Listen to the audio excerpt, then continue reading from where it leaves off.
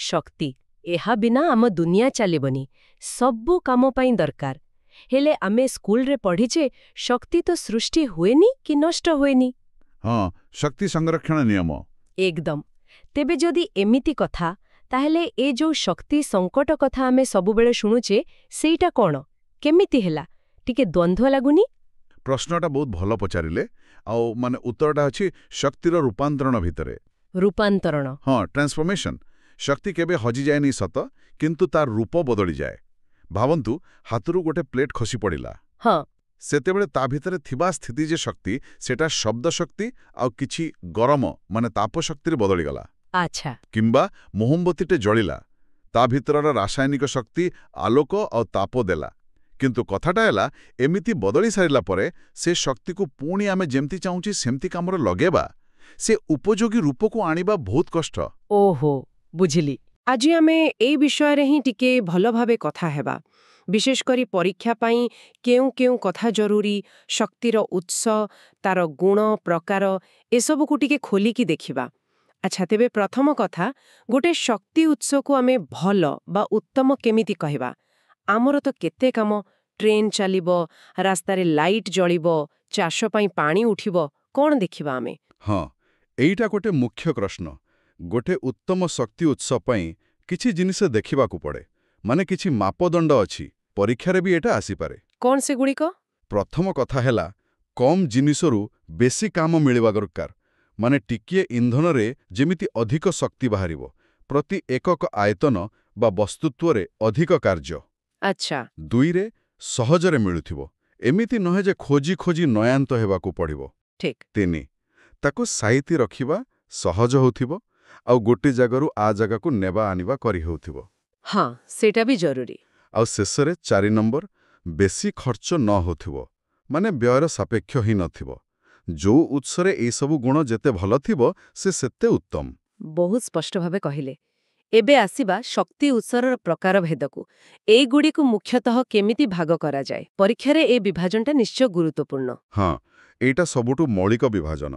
ମୁଖ୍ୟତଃ ଦେଖାଯାଏ ଯେ ସେ ଉତ୍ସଟା ପୁଣି ଥରେ ଭରି ହେଉଛି କି ନାହିଁ। ସେଇ ଆଧାରରେ 2 ଭାଗ। ଗୋଟେ ହେଲା ନବୀକରଣ ଯୋଗ୍ୟ, ରିନ୍ୟୁଏବଲ୍। ଆଉ ଦ୍ୱିତୀୟଟି? ଦ୍ୱିତୀୟଟି ହେଲା ନବୀକରଣ ଅଯୋଗ୍ୟ, ନନ୍ ରିନ୍ୟୁଏବଲ୍। ଆଚ୍ଛା, ଟିକେ ବୁଝେଇ ଦିଅନ୍ତୁ, ନବୀକରଣ ଯୋଗ୍ୟ କାହାକୁ କହିବା? ନବୀକରଣ ଯୋଗ୍ୟ ଯୋଉ ଉତ୍ସରୁ ଆମେ ଶକ୍ତି ବ୍ୟବହାର କଲେ ବି ସେ ପୁଣି ପ୍ରକୃତିରେ ନିଜେ ନିଜେ ଭରି ହେଇଯାଏ, କିମ୍ବା ସେଟା ଏତେ ଅଛି ଯେ ସହଜରେ ସରିବନି, ପ୍ରାୟ ଅସରନ୍ତି। ଯେମିତିକି? ଯେମିତି ସୂର୍ଯ୍ୟଙ୍କ ଆଲୋକ, ସୌରଶକ୍ତି, ସେ କ'ଣ କେବେ ସରିବ?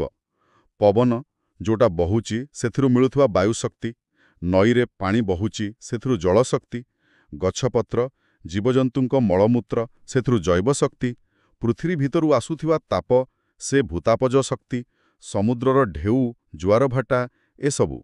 ଆମେ ଯୋଉ ବହି ଦେଖୁଛେ, ସେଥିରେ ନାଭିକୀୟ ଶକ୍ତିକୁ ବି ଏଇ ଗ୍ରୁପରେ ରଖାଯାଇଛି, ଯଦିଓ ତାର ଇନ୍ଧନ ସୀମିତ। ବୁଝିଲି। ଆଉ ଅଣନବୀକରଣ ଯୋଗ୍ୟ? ସେଗୁଡ଼ିକ ହେଲା ଯାହାର ଭଣ୍ଡାର ମାଟି ତଳେ ସୀମିତ। ଥରେ ବାହାର କରି ବ୍ୟବହାର କରିଦେଲେ ସେ ଶେଷ। ତାକୁ ପୁଣି ତିଆରି କରିବାକୁ ପ୍ରକୃତିକୁ ଲକ୍ଷ ଲକ୍ଷ ବର୍ଷ ଲାଗିବ। ଓହୋ। ଏହାର ଉଦାହରଣ? ଏହାର ସବୁଠାରୁ ବଡ଼ ଉଦାହରଣ ହେଲା ଜୀବାଶ୍ମ ଇନ୍ଧନ, ଫସିଲ୍ ଫ୍ୟୁଏଲ୍ସ। ଆଚ୍ଛା। ସେଥିରେ ଆସିଲା କୋଇଲା, ପେଟ୍ରୋଲିୟମ, ଯେମିତି ପେଟ୍ରୋଲ, ଡିଜେଲ, କିରୋସିନ, ଏସବୁ, ଆଉ ପ୍ରାକୃତିକ ଗ୍ୟାସ୍। ଏଗୁଡ଼ିକ ସବୁ ଅଣନବୀକରଣ ଯୋଗ୍ୟ। ଏହି ବିଭାଗୀକରଣ ବୁଝିଗଲା ପରେ ଚାଲନ୍ତୁ ପ୍ରଥମେ ନବୀକରଣ ଯୋଗ୍ୟ ଉତ୍ସଗୁଡ଼ିକ ବିଷୟରେ ଟିକେ ବିସ୍ତାରରେ ଜାଣିବା। ଆଉ ସବୁ ନବୀକରଣ ଯୋଗ୍ୟ ଉତ୍ସର ମୂଳରେ ତ ସୂର୍ଯ୍ୟ। କୁହାଯାଏ ପରା, ପୃଥିବୀର ପ୍ରାୟ ସବୁ ଶକ୍ତି କୋଉଠି ନା କୋଉଠି ସୂର୍ଯ୍ୟଙ୍କଠୁ ହିଁ ଆସିଛି। ଏକଥା କେତେ ସତ? ଏମିତିକି କୋଇଲା, ପେଟ୍ରୋଲ ବି। ଏକଦମ ସତ କଥା। ଆପଣ ଠିକ୍ ଧରିଛନ୍ତି। ସୂର୍ଯ୍ୟ ହିଁ ଆମ ପାଇଁ ଶକ୍ତିର ମୂଳ ଆଧାର। ଟିକେ ଭାବନ୍ତୁ, ସୂର୍ଯ୍ୟ କିରଣ ପଡ଼ିଲା, ପୃଥିବୀର ବିଭିନ୍ନ ଜାଗା ଅଲଗା ଅଲଗା ଗରମ ହେଲା। ହଁ। ସେଥିପାଇଁ କୋଉଠି ବାୟୁଚାପ ବେଶୀ, କୋଉଠି କମ୍, ଫଳରେ ପବନ ବହିଲା, ମିଳିଲା ବାୟୁଶକ୍ତି। ଆଚ୍ଛା। ସୂର୍ଯ୍ୟଙ୍କ ତାପରେ ସମୁଦ୍ରରୁ ପାଣି ବାଷ୍ପ ହେଲା, ମେଘ ବାନ୍ଧିଲା, ବର୍ଷା ହେଲା, ନଳୀରେ ପାଣି ଗଡ଼ିଲା, ମିଳିଲା ଜଳଶକ୍ତି। ବାଃ! ଗଛଲତା କ'ଣ କରନ୍ତି? ସେହି ସୂର୍ଯ୍ୟ କିରଣକୁ ନେଇ ଆଲୋକ ସଂଶ୍ଳେଷଣ କରନ୍ତି, ଖାଦ୍ୟ ତିଆରି କରନ୍ତି। ସେଇଟା ହେଲା ଜୈବ ଶକ୍ତି। ଆଉ ଆପଣ ଯାହା କହିଲେ କୋଇଲା, ପେଟ୍ରୋଲ? ହଁ, ସେଇଟା କେମିତି? କୋଟି କୋଟି ବର୍ଷ ତଳେ ଯୋଉ ଗଛଲତା ଯୋଉ ଜୀବଜନ୍ତୁ ମାଟି ତଳେ ଚାପି ହୋଇ ରହିଗଲେ ସେଇମାନେ ହିଁ ତ ଅଧିକ ଚାପ ତାପ ପାଇ ପାଇ କୋଇଲା ଆଉ ପେଟ୍ରୋଲିୟମ ହୋଇଛନ୍ତି। ତେଣୁ ସେ ଶକ୍ତି ବି ତ ମୂଳରୁ ସୂର୍ଯ୍ୟଙ୍କର ହିଁ ଥିଲା। ବାଃ, ବଢ଼ିଆ ବୁଝେଇଦେଲେ। ଏଇଠି ଆଉ ଦୁଇଟା ଶବ୍ଦ ଶୁଣିବାକୁ ମିଳେ, ବିଶେଷ କରି ପରୀକ୍ଷା ବହିରେ, ସୌର ପ୍ରବାହ ଆଉ ଆଲବେଡୋ। ସେଗୁଡ଼ିକ କ'ଣ?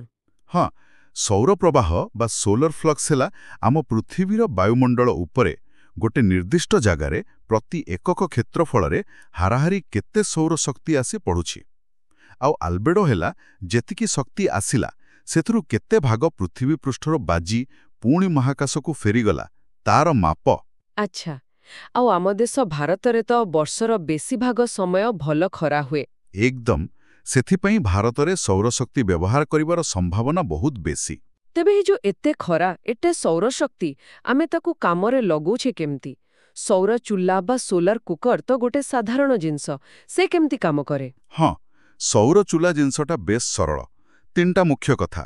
ଗୋଟେ ବାକ୍ସ ଯାହାର ଭିତର ପଟେ କଳା ରଙ୍ଗ ଦିଆହେଇଥାଏ, କାରଣ କଳା ଜିନିଷ ବେଶୀ ତାପ ଶୋଷି ନିଏ। ହଁ। 2 ନମ୍ବରରେ ତା ଉପରେ ଗୋଟେ କାଚ ଢାଙ୍କୁଣୀ ଥାଏ।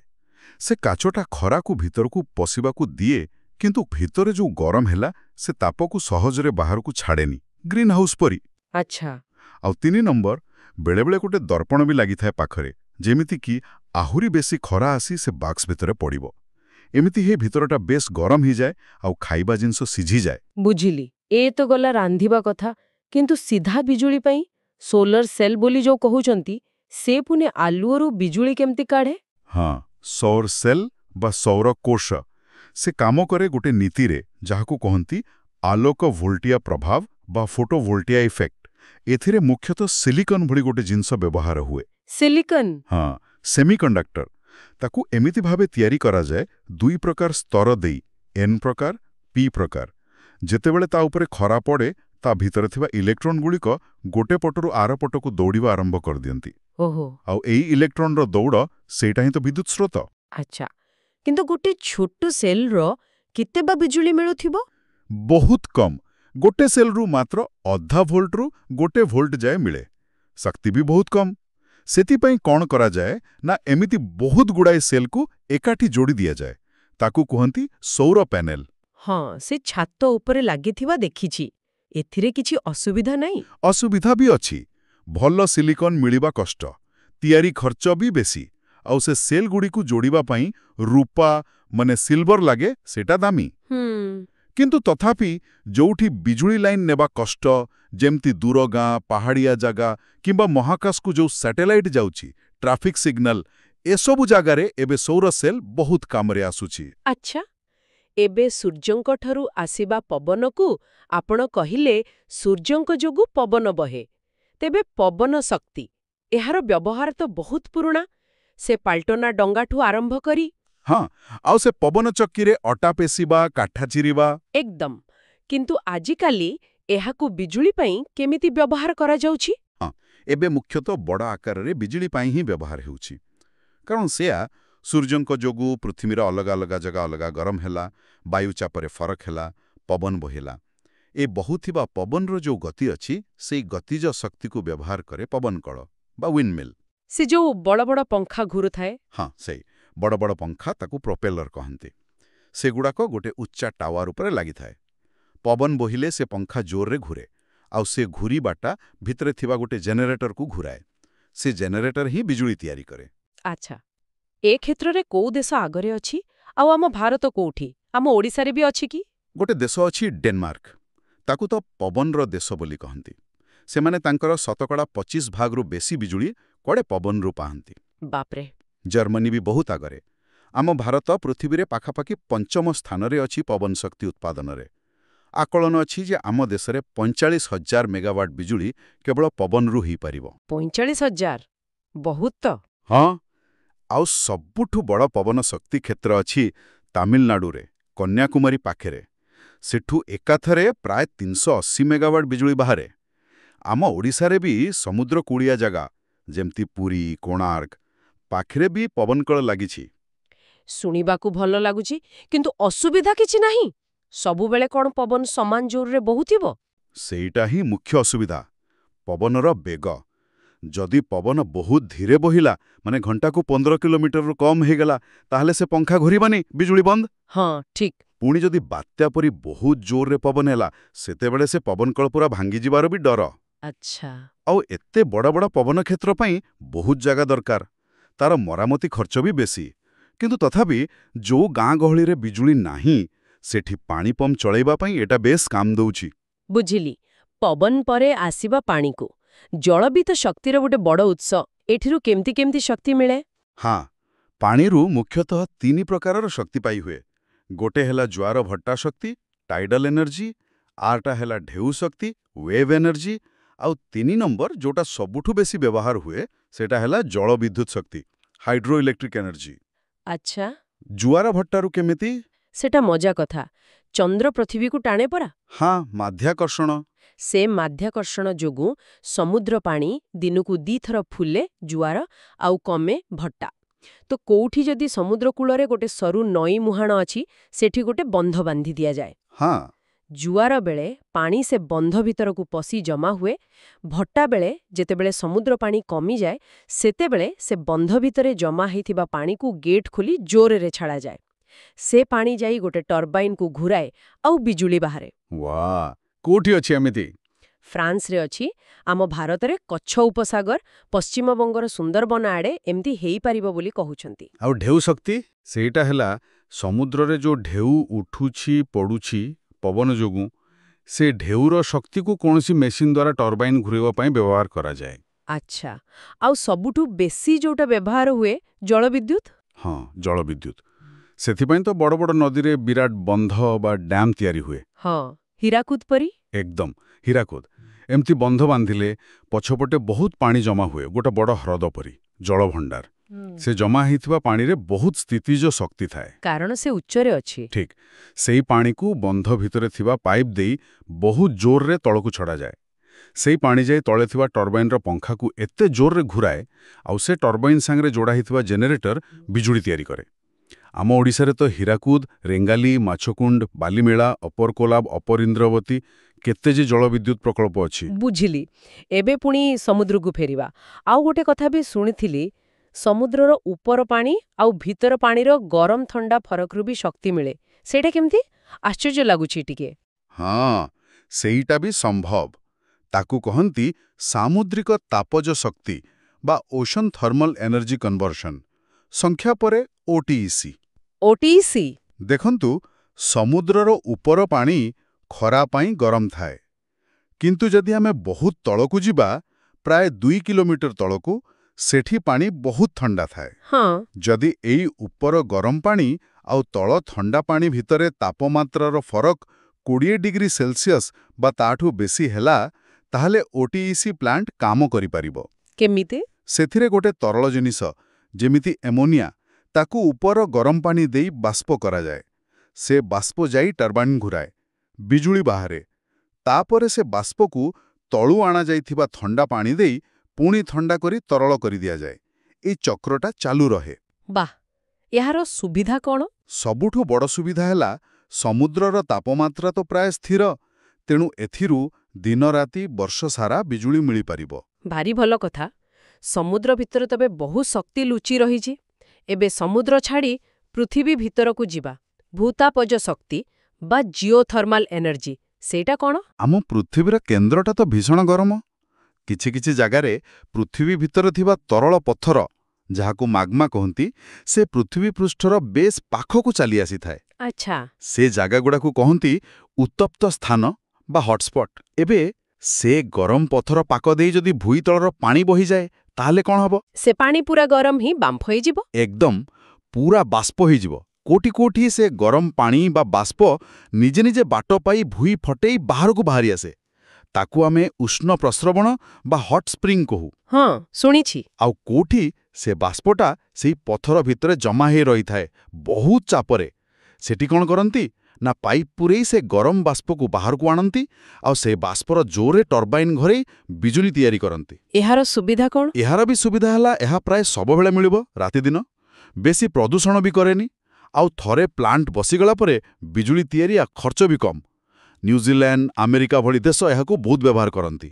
ଆମ ଭାରତରେ ବି କିଛି ଜାଗାରେ ଅଛି। ବାଃ, ଏତେ ସବୁ ପ୍ରାକୃତିକ ଉତ୍ସ, କିନ୍ତୁ ଆଉ ଗୋଟେ ବଡ଼ ଶକ୍ତିଶାଳୀ ଉତ୍ସ ବିଷୟରେ ଆମେ ଶୁଣୁ ଯୋଉଟା ପରମାଣୁ ଭିତରେ ଥାଏ, ନାଭିକୀୟ ଶକ୍ତି ବା ନ୍ୟୁକ୍ଲିୟର ଏନର୍ଜି। ଗୋଟେ ଛୋଟ ପରମାଣୁକୁ ଭାଙ୍ଗିଲେ ଏତେ ଶକ୍ତି ବାହାରେ କେମିତି? ହଁ, ଏଟା କାମ କରେ ନାଭିକୀୟ ବିଭାଜନ ବା ନ୍ୟୁକ୍ଲିୟର ଫିସନ ପ୍ରକ୍ରିୟାରେ। ଏଥିରେ କ'ଣ ହୁଏ, ୟୁରେନିୟମ୍ ପ୍ଲୁଟୋନିୟମ୍ ପରି ଯେଉଁ ବଡ଼ ଆଉ ଭାରୀ ପରମାଣୁ ଅଛି, ତାର କେନ୍ଦ୍ର ବା ନାଭି ନ୍ୟୁକ୍ଲିୟସକୁ ଗୋଟେ ନ୍ୟୁଟ୍ରନ୍ କଣିକା ନେଇ ଧକ୍କା ଦିଆଯାଏ। ହଁ, ସେ ଧକ୍କା ପାଇ ସେ ବଡ଼ ନାଭିଟା ଭାଙ୍ଗିଯାଏ। ଭାଙ୍ଗିକି 2 ବା 3ଟା ଛୋଟ ଛୋଟ ହାଲୁକା ନାଭି ତିଆରି କରେ। ଏଇ ଯେଉଁ ଭାଙ୍ଗିବା ପ୍ରକ୍ରିୟା, ସେଥିରେ କିଛି ବସ୍ତୁତ୍ୱ ମାନେ ମାସ୍ ସିଧାସଳଖ ଶକ୍ତି ବା ଏନର୍ଜିରେ ବଦଳିଯାଏ। ଓହୋ, ସେ ଆଇନଷ୍ଟାଇନଙ୍କର ସୂତ୍ର E=mc²। ଏକଦମ ସେଇଆ, E=mc²।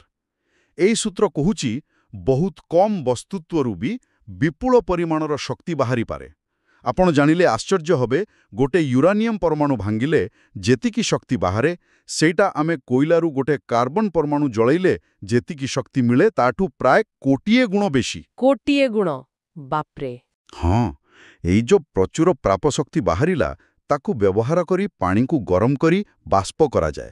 ଆଉ ସେଇ ବାଷ୍ପ ଯାଇ ଟର୍ବାଇନ୍ ଘୁରାଏ, ବିଜୁଳି ବାହାରେ। ଏହା ତ ଅବିଶ୍ୱାସନୀୟ ଶକ୍ତି। ଭାରତରେ ଏହାର ବ୍ୟବହାର କେତେ? ଆଉ ଏହାର କିଛି ବଡ଼ ସମସ୍ୟା ନାହିଁ କି?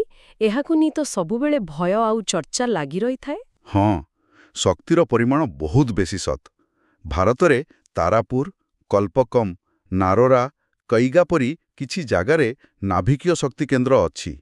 କିନ୍ତୁ ଆମ ଦେଶର ମୋଟ ବିଜୁଳିର 3%ରୁ ବି କମ୍ ଏଇଠୁ ଆସେ। କିନ୍ତୁ କିଛି ବିକଶିତ ଦେଶରେ ଏହା 30%ରୁ ବି ବେଶୀ। ତେବେ ଆମ ଦେଶରେ କମ୍ କାହିଁକି? ସେଇ ସମସ୍ୟା ଯୋଗୁଁ? ହଁ, ମୁଖ୍ୟତଃ ସେଇ ସମସ୍ୟାଗୁଡ଼ିକ ଯୋଗୁଁ।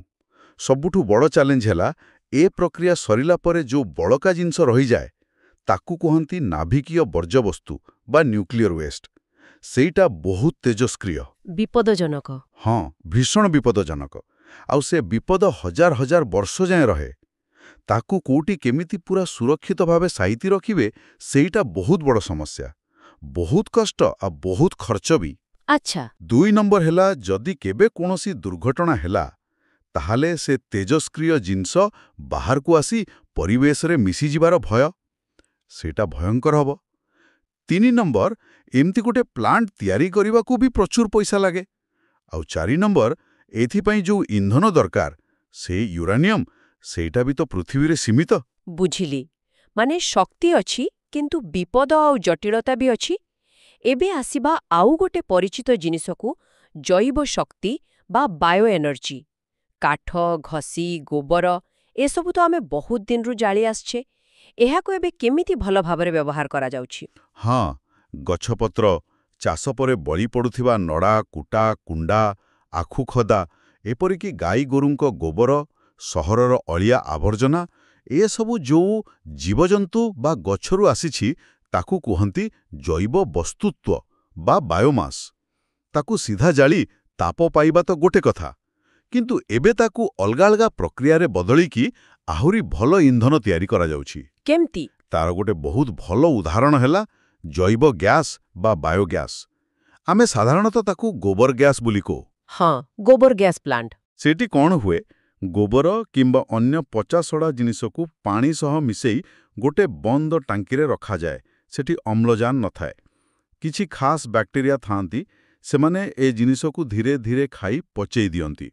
ଏହି ପଚେଇବା ପ୍ରକ୍ରିୟାରେ ଗୋଟେ ଗ୍ୟାସ୍ ବାହାରେ, ଯାହାର ମୁଖ୍ୟ ଅଂଶ ହେଲା ମିଥେନ୍, CH4। ମିଥେନ୍? ସେଇଟା ତ ଜଳେ? ହଁ, ମିଥେନ୍ ବହୁତ ଭଲ ଜଳେ। ଏହାଛଡ଼ା କିଛି କାର୍ବନ ଡାଇଅକ୍ସାଇଡ୍ ଆଉ ଅଳ୍ପ କିଛି ଅନ୍ୟ ଗ୍ୟାସ୍ ବି ଥାଏ। ଏଇ ମିଶ୍ରଣଟାକୁ ହିଁ ବାୟୋଗ୍ୟାସ୍ କୁହନ୍ତି। ଏଇ ଗୋବର ଗ୍ୟାସ୍ ପ୍ଲାଣ୍ଟ କେମିତି କାମ କରେ? ଆଉ ତାର ମୁଖ୍ୟ ଲାଭ କ'ଣ? ଏଇଟା ବି ପରୀକ୍ଷା ପାଇଁ ଜରୁରୀ ହେଇପାରେ। ହଁ, ଗୋଟେ ସାଧାରଣ ପ୍ଲାଣ୍ଟରେ ମାଟି ତଳେ ଗୋଟେ ଇଟା ସିମେଣ୍ଟର ଟାଙ୍କି, ଡାଇଜେଷ୍ଟର ଥାଏ। ତା ଭିତରକୁ ଗୋବର ଆଉ ପାଣି ମିଶେଇ ଗୋଳ କରି ସ୍ଲରି କରି ଛଡ଼ାଯାଏ। ଟାଙ୍କିର ଉପରଟା ଗୋଟେ ଡୋମ୍ ପରି ବନ୍ଦ ଥାଏ, ଯେମିତି ବାହାରୁ ପବନ ପଶିବନି। ଭିତରେ ସେ ବ୍ୟାକ୍ଟେରିଆମାନେ ତାଙ୍କ କାମ କରନ୍ତି, ଗ୍ୟାସ୍ ତିଆରି ହୁଏ।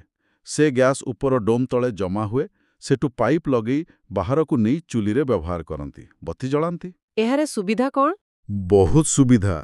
ପ୍ରଥମ କଥା, ଏ ଗ୍ୟାସ୍ଟା ଶୁଖିଲା ଗୋବର ଘଷି ବା କାଠଠାରୁ ବହୁତ ଭଲ ଜଳେ, ବେଶୀ ତାପ ଦିଏ ଆଉ ପୁରା ଧୂଆବିହୀନ। ତେଣୁ ଘର କଳା ହୁଏନି, ଆଖି ପୋଡ଼େନି, ଶ୍ୱାସକଷ୍ଟ ବି ହୁଏନି। ଏଇଟା ବହୁତ ବଡ଼ କଥା।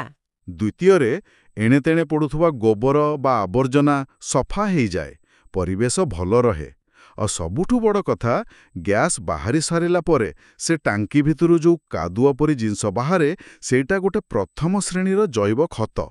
ସେଥିରେ ଗଛ ପାଇଁ ଦରକାରୀ ପୋଷକ ତତ୍ତ୍ୱ ଭଲ ଭାବେ ଥାଏ। ତାକୁ ବିଲରେ ପକେଇଲେ ଭଲ ଫସଲ ହୁଏ। ମାନେ ଏକା ସାଙ୍ଗରେ ଇନ୍ଧନ ବି ମିଳିଲା ଆଉ ଖତ ବି। ଏକଦମ ଡବଲ ବେନିଫିଟ୍। ବାଃ! ଏସବୁ ତ ଗଲା ନବୀକରଣ ଯୋଗ୍ୟ ଉତ୍ସ କଥା। ବହୁତ କିଛି ଜାଣିବାକୁ ମିଳିଲା। ଏବେ ଆସନ୍ତୁ ସେଇ ଉତ୍ସ ପାଖକୁ, ଯାହା ଉପରେ ଆମେ ଏବେ ବି ବହୁତ ବେଶୀ ନିର୍ଭର କରୁ, କିନ୍ତୁ ଯୋଉଟା ସରି ସରି ଆସୁଛି। ମାନେ ନବୀକରଣ ଅଯୋଗ୍ୟ ଇନ୍ଧନ, ବିଶେଷ କରି ଜୀବାଶ୍ମ ଇନ୍ଧନ। କୋଇଲା, ପେଟ୍ରୋଲିୟମ, ପ୍ରାକୃତିକ ଗ୍ୟାସ୍, ଏଗୁଡ଼ିକ କେମିତି ତିଆରି ହେଲା ଆଉ କାହିଁକି ଏତେ ଗୁରୁତ୍ୱପୂର୍ଣ୍ଣ ହେଇଗଲା? ହଁ, ଜୀବାଶ୍ମ ଇନ୍ଧନ, ଏହାର କାହାଣୀ କୋଟି କୋଟି ବର୍ଷ ପୁରୁଣା। ସେତେବେଳେ ପୃଥିବୀ ପୃଷ୍ଠରେ ବଡ଼ ବଡ଼ ଜଙ୍ଗଲ ଥିଲା, ସମୁଦ୍ରରେ ଅସଂଖ୍ୟ ଜୀବ ଆଉ ଗଛଲତା ଥିଲେ। ସେମାନେ ମରିଗଲା ପରେ ମାଟି ତଳେ, ପାଣି ତଳେ ପୋତି ହେଇଗଲେ। ହଁ। ଧୀରେ ଧୀରେ ତାଙ୍କ ଉପରେ ଆହୁରି ମାଟି, ବାଲି, ପଥରର ସ୍ତର ଜମା ହେଲା। ତଳେ ଏତେ ଚାପ ପଡ଼ିଲା ଆଉ ପୃଥିବୀ ଭିତରର ତାପ ବି ଥିଲା। ଏଇ ଅତ୍ୟଧିକ ଚାପ ଆଉ ତାପ ଯୋଗୁଁ ସେଇ ମଲା ଜୀବ ଓ ଗଛଲତାଙ୍କ ଶରୀର ଧୀରେ ଧୀରେ ରାସାୟନିକ ଭାବେ ବଦଳିଗଲା। କ'ଣ ହେଲା ସେଗୁଡ଼ାକ? ଯୋଉ ଗଛଲତା ଥିଲା, ସେଗୁଡ଼ାକ ମୁଖ୍ୟତଃ କୋଇଲା ହେଇଗଲା। ଆଉ ଯୋଉ ସମୁଦ୍ର ଭିତରର ଛୋଟ ଛୋଟ ଜୀବ ଆଉ ଉଦ୍ଭିଦ ଥିଲେ, ସେମାନେ ବଦଳିକି ପେଟ୍ରୋଲିୟମ ଆଉ ପ୍ରାକୃତିକ ଗ୍ୟାସ୍ ହେଇଗଲେ। ଏ ପ୍ରକ୍ରିୟାକୁ ଲକ୍ଷ ଲକ୍ଷ ବର୍ଷ ଲାଗିଥିଲା। ଆଚ୍ଛା।